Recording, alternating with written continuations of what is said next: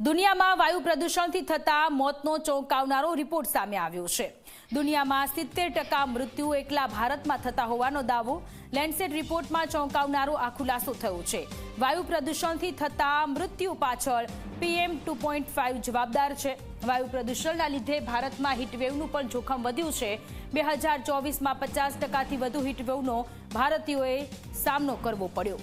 મહત્વનું છે કે દુનિયા માટે જેમ ક્લાઇમેટ ચેન્જ ચિંતાજનક વિષય છે તેવી જ રીતે વાયુ પ્રદૂષણ પણ ચિંતાજનક વિષય છે। આ વચ્ચે યુનિવર્સિટી કોલેજ લંડને તૈયાર કરેલો એક રિપોર્ટ સામે આવ્યો।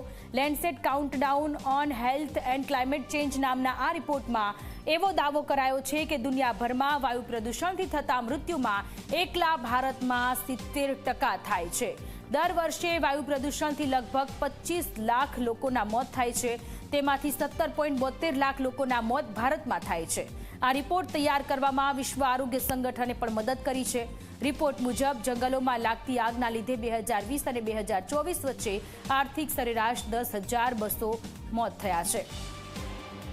ભારતમાં 2022માં દર 1 લાખ લોકોએ સરેરાશ 113 મોત વાયુ પ્રદૂષણથી થયા છે। આ સિવાય શહેરી ક્ષેત્રોની સરખામણીએ ગ્રામીણ ક્ષેત્રોમાં મૃત્યુદર વધુ રહ્યો છે।